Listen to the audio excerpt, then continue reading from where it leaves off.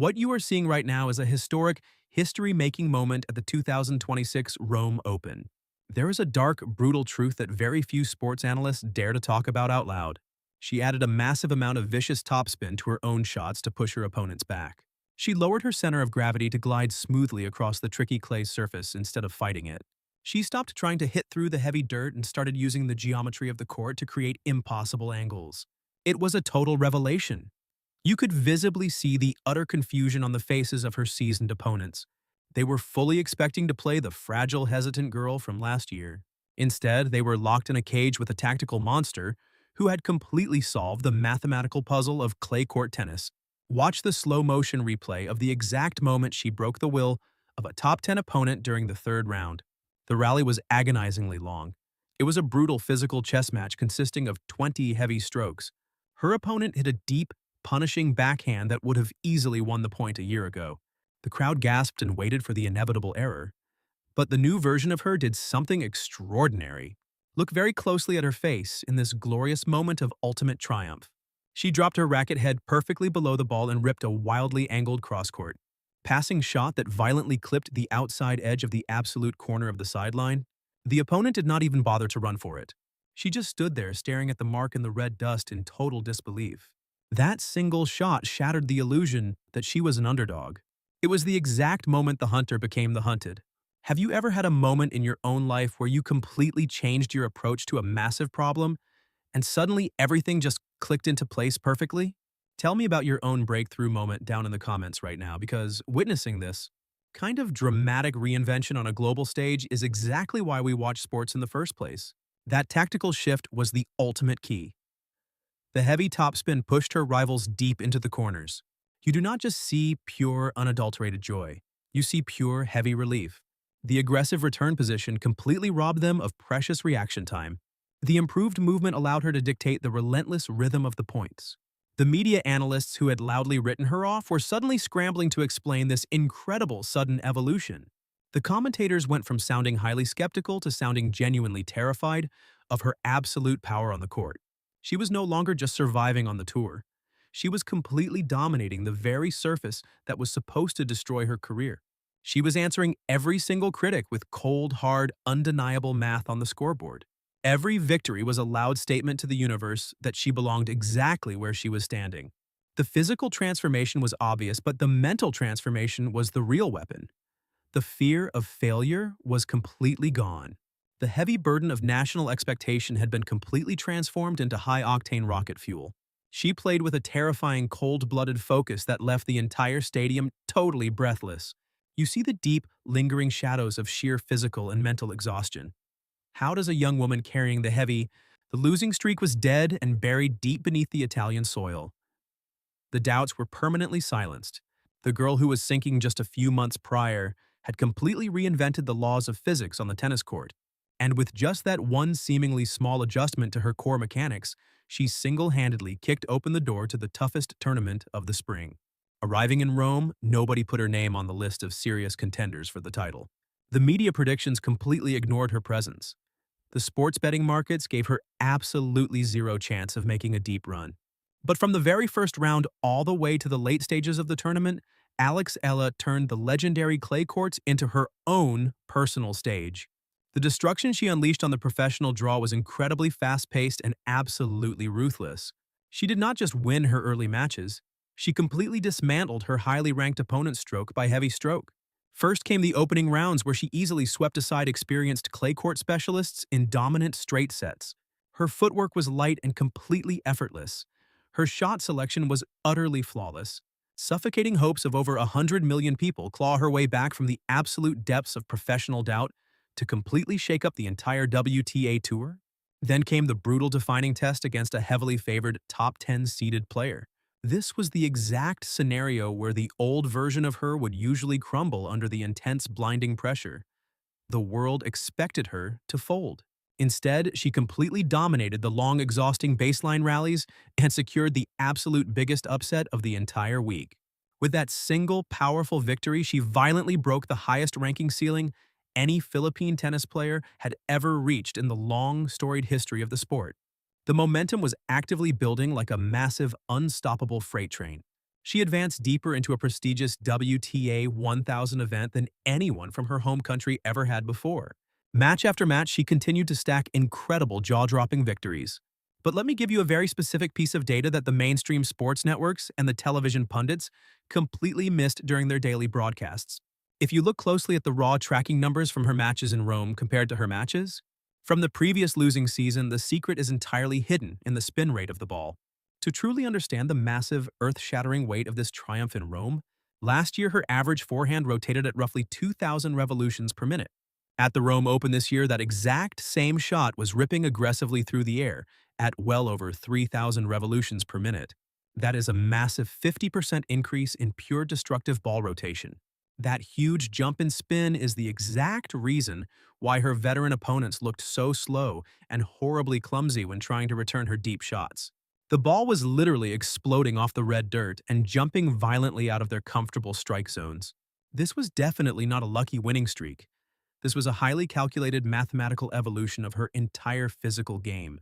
Seeing the vibrant blue and red colors of the Philippine flag waving proudly across the packed stadium seat set, the Foro Italico was an incredibly emotional anchor for millions of diehard fans watching closely back home. The loud, deafening cheers echoing through the historic ancient arena were not just for a young tennis player hitting a yellow ball. They were for a national hero who had finally delivered on a seemingly impossible childhood promise. We have to rewind the tape all the way back to the very starting line of her career. She was striking the ball with an overwhelming, intimidating aura of total invincibility. Every single powerful winner struck down the line felt like a heavy hammer, violently smashing years of built-up frustration and international doubt. The national records were completely shattered. The harsh, rigid stereotypes about Asian players lacking the raw physical strength for heavy, grueling clay court tennis were entirely crushed into fine dust. But the most miraculous thing about this entire incredible run was not the soulless numbers on the official ranking boards. The ultimate victory of Eala at the Rome Open is not just the absolute peak of an individual athlete finding her rhythm. It is a deafening, powerful statement for an entire region of the world. She has permanently and aggressively rewritten the rigid definition of what a Southeast Asian player can actually achieve on the modern professional tennis tour. For many long decades, the global tennis establishment stubbornly looked at players from the Philippines as lovable, underdogs who might occasionally win a few early matches, but could never realistically threaten the true elite powerhouses. They were viewed as nice stories, but never as genuine lethal threats. Being loudly labeled a prodigy is often seen as a beautiful gift from the tennis gods. She took that outdated, insulting narrative and completely tore it to tiny pieces on one of the most prestigious and difficult stages in the entire sporting world. This massive historic breakthrough ripples far beyond the painted lines of the tennis court. Think about the thousands of young aspiring kids waking up incredibly early in Manila or Cebu just to watch her live matches on small, cracked phone screens. They are no longer just quietly dreaming of playing professional sports one day. They are actively watching living, breathing proof that the exact geographic place you come from does not dictate the absolute limit of your athletic greatness. She has dramatically elevated herself from a highly talented tennis prospect to a genuine, fierce cultural icon. The immense crushing pressure that once violently threatened to completely destroy her promising career is now the exact high-octane fuel that aggressively drives her absolute total dominance.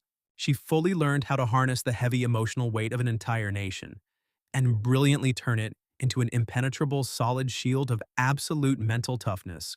The absolute lowest points of her dark journey were entirely and totally necessary to forge the unbreakable lethal weapon she has become today. The old impossible records have finally fallen. The historic, unprecedented milestones have been gloriously reached. But in the ruthless, unforgiving, hyper-competitive world of professional tennis, that label can quickly become a suffocating, heavy curse. But the absolute thrilling truth is that the dominant era of Eala is truly only just beginning to unfold right before our eyes.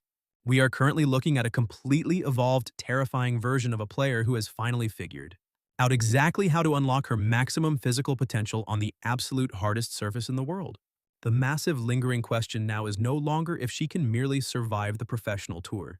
The only exciting question left is how far this terrifying, new, unstoppable version of Eala will actually go when she confidently steps onto the legendary courts of the fast-approaching Grand Slam. Will she carry this massive, unstoppable momentum all the way to a historic major championship title? You absolutely need to know exactly how her brilliant tactical game translates to the biggest and brightest stage of all. So make sure you are subscribed to the channel right now so you do not miss the definitive shocking answer in our next deep dive analysis. Think back to those early, optimistic days at the Rafa Nadal Academy in Spain. Alex Eala is not just winning a regular tennis match on a warm Sunday afternoon. The junior Grand Slam titles were piling up fast. The international media frenzy was completely relentless.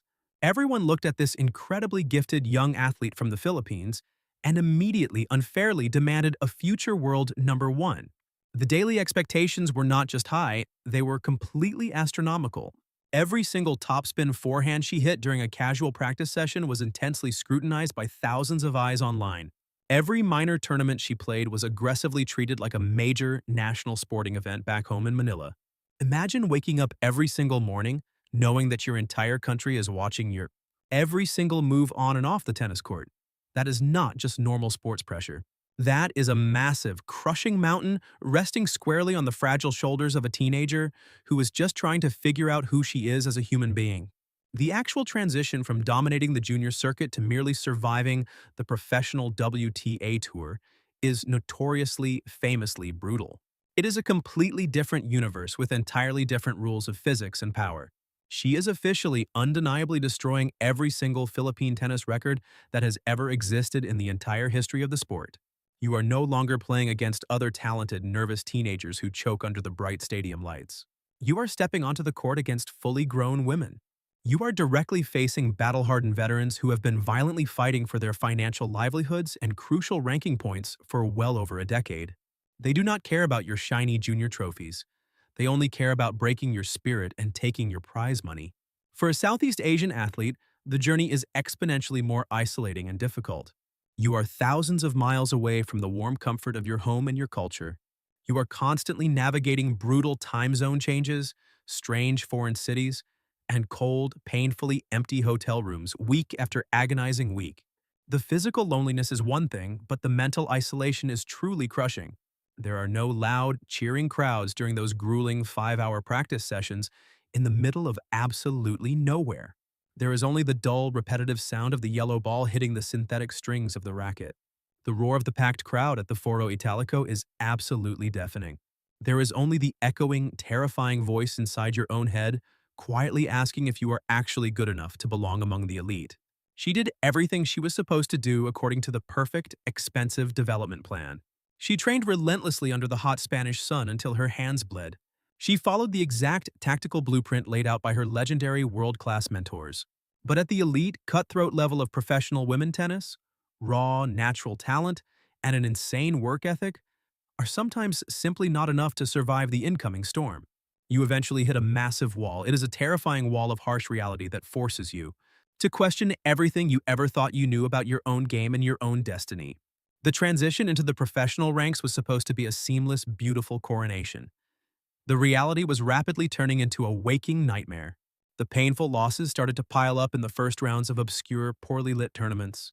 The glowing media articles started to shift their tone from loud celebration to quiet, whispering concern. The narrative was changing.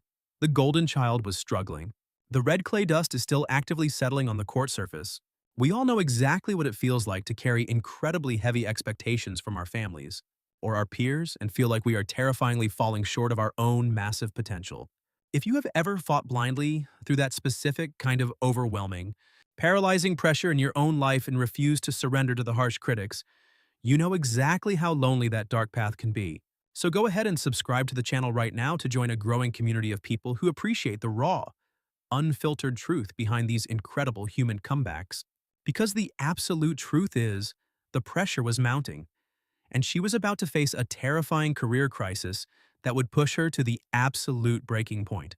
The gap between a junior champion and a top-tier professional is a cruel and unforgiving ocean. This is exactly where the rising star began to sink rapidly. Look at the cold hard statistics from the end of last year. They paint a terrifying picture of a career in absolute crisis. A whole nation is finally exhaling after years of anxiously, desperately waiting for this exact second to arrive. The brutal losing streak was extending week after week. The first round exits were becoming a devastating routine. Every time she stepped onto the red dirt, the surface seemed to actively fight against her natural game. Clay courts require a specific type of brutal physical endurance and a heavy spin that her previous playing style simply did not have. The sliding movements felt incredibly awkward and unnatural to her. The rallies were endlessly long and physically draining. The heavy balls bounced entirely too high and constantly pushed her far behind the baseline. Her signature flat and aggressive shots were easily absorbed by the slow surface and returned with punishing interest. It was like watching a beautiful sports car being forced to drive through deep, thick mud. The engine was roaring, but the wheels were just spinning pointlessly in the dirt. The media narrative shifted violently. The exact same sports journalists who once called her the ultimate savior of Southeast Asian tennis were suddenly writing highly critical columns about her lack of physical power. They loudly questioned her mental toughness. They debated if she was just another overhyped junior player who could never handle the professional big leagues. We love to watch the bright confetti fall from the stadium roof. You could hear the doubt creeping into the television broadcasts. The commentators would lower their voices and talk about her stagnant ranking. They would endlessly point out her predictable patterns during the matches. The screen graphics would flash an ugly bright red, showing her massive drop in the global standings. The visual of that red arrow pointing straight down was a constant public humiliation. It was a glaring neon sign announcing to the entire world that she was failing on the biggest stages. Imagine listening to the experts on international television politely explain exactly why your dreams are completely over.